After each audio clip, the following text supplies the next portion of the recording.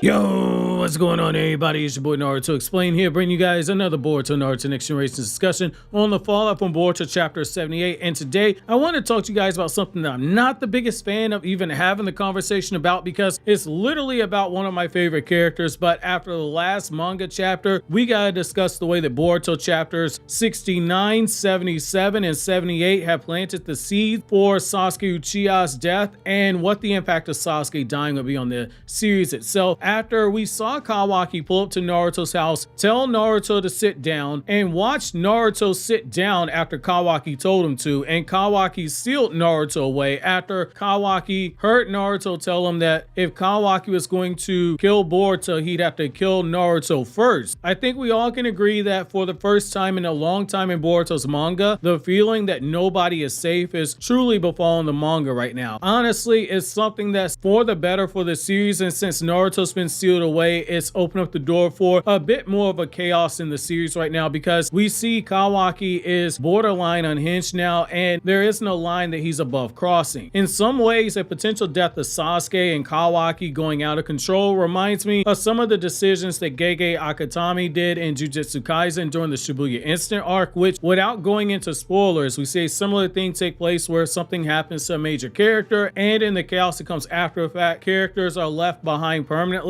damaged, like you see with Boruto with this scar, and beloved characters are outright killed in a way where there's emotional impact and it causes the tension to skyrocket as a result, especially when looking at the impact that these events have on the main character. With Boruto, we've seen from the very beginning that his friends and his loved ones, they are a thumbscrew for him. And as the 48 Laws of Power talks about, every man has a thumbscrew. If you want to defeat them, find that thumbscrew and take care of it. Supporting his friends to help them reach their own goals is part of Boruto's character. It's part of what drives him. His dream goal of being the Shadow Hokage is literally doing just that with Sarada, because her goal is to become the Hokage. Sasuke as a character has had the biggest impact on Boruto as a character, providing both a clear path for him to guide him into becoming the shinobi that he wants to be, believing in the promise of Boruto as a shinobi privately when Naruto wondered if Boruto was a reflection that the heart of the shinobi has changed in these peaceful times. And in the light novels, we've seen Sasuke push Boruto in both training and challenging Boruto's views as a ninja in order to make him mature into seeing the world. It's not just through a black and white lens, but accepting there are gray areas from people to ninjutsu to how the way the shinobi is evolving, and how it's exactly what the people who died for peace would have wanted for the ninja world itself. Based off of the last manga chapter where Sasuke pulled up to Kawaki with the sword drawn and placed at Kawaki's neck and he was threatening to kill him, I don't think we can discount the possibility of Sasuke being one of the people who hunts down Kawaki. His duty is to protect Konoha, but part of that duty is to also support the Hokage in dealing with threats outside the village as well as threats from within the village. As we've seen in some of the light novels, Sasuke after the war and what fans call the blank period, and even in Boruto, isn't above coming back to the village to give aid from the shadows to support the Hokage. Right now, Naruto has been sealed away by Kawaki, and Sasuke smart enough to know that the only way to free Naruto is to force Kawaki into submission and compliance. Most importantly, he isn't dumb enough to think that the large group of fodder shinobi that Shikamaru is sending to hunt down Kawaki are going to be capable enough of bringing him in. Slowing down Kawaki, absolutely, but unless they're equipped with ninja tech gauntlets that have been taken out of the experimental stage and are now ready to be used for extended combat purposes for more than a few shots at a time, I don't see how Sasuke places any faith in any of those shinobi. We know that Team 10 are going to confront Kawaki at some point in time. Shikadai knows that the Nara clan's hidden jutsu that his father used to stop Kawaki, he knows that the shadow possession jutsu works on Kawaki and it prevents him from shrinking down when he uses his Sukuna Hikona via his dojutsu. However, they're eventually going to fall. Even if Inojin tries to use mind transfer jutsu or Chocho tries to help contain him by using Yang release partial expansion jutsu, it's going to fail. Sarada and Mitsuki, they have better tools to track down Kawaki and deal with them, with Sarada's Sharingan being able to see Kawaki when he shrinks himself down, and Kawaki with his Sage powers might not be able to sense him, but at the very least he's able to do more damage than any of the other Konoha shinobi who initially set out to find Kawaki. However, there within lies the problem. None of these groups will be able to stop Kawaki or even have a fairest chance to stop Kawaki. However, Sasuke on the other hand is the only person in the village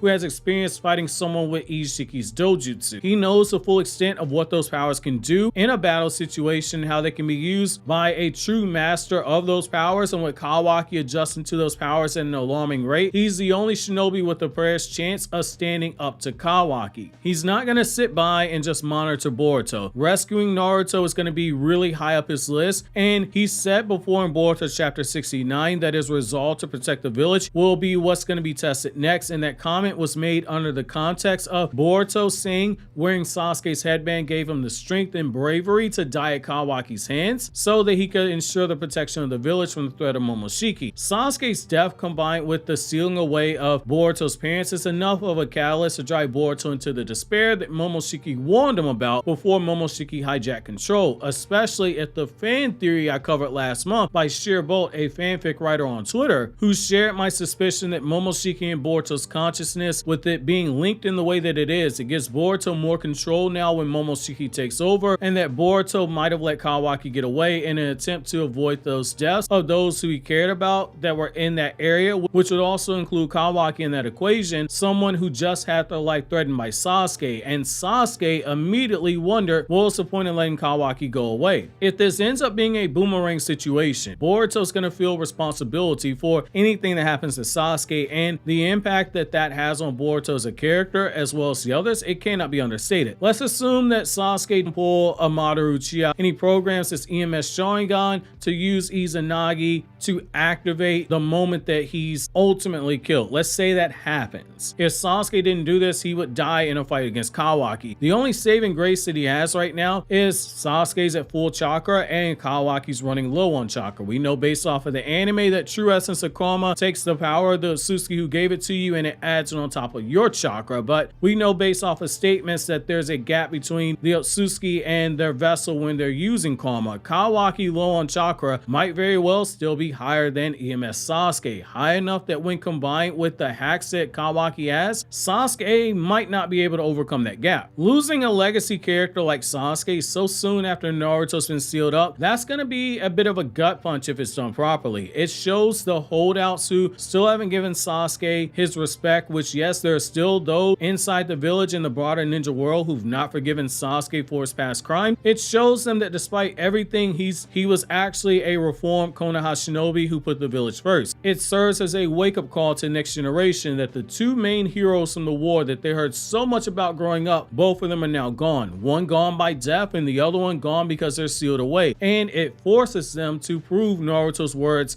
to the Kage correct, where he told them that the next generation, from what he'd seen, had the potential to surpass the Kage that were sitting at the table with them. It gives Sarada both the pain that she's going to need for development as well as that handy dandy Eternal Mangekyo Sharingan to transplant when she gets her own Mangekyo Sharingan, which will be the first time we've ever seen someone transplant EMS to another blood relative, because up until this point we've only seen the Mangekyo Sharingan being transplanted, which might lead to a bigger boost. With Boruto, it's a dark example of the truth that has befallen each, quote, shadow Hokage who's protected the village, whether it be through noble methods like potentially Sasuke, unethical methods like Danzo, morally gray methods like Itachi, and honorable methods like Jiraiya that aren't remembered by history. Each of those characters ended up giving their lives to protect the village, and in each of those cases, history does not have a bookmark for them. This would effectively give Kawaki a ton of heat as the antagonist for the second half of the story, potentially even the level of heat that Mahito had in Jujutsu Kaisen, and it would truly signal a tonal shift for the second half of Boruto's manga. That being said, I'm curious to know you guys' thoughts on this. While you think that over, click here to watch this Naruto Explain video.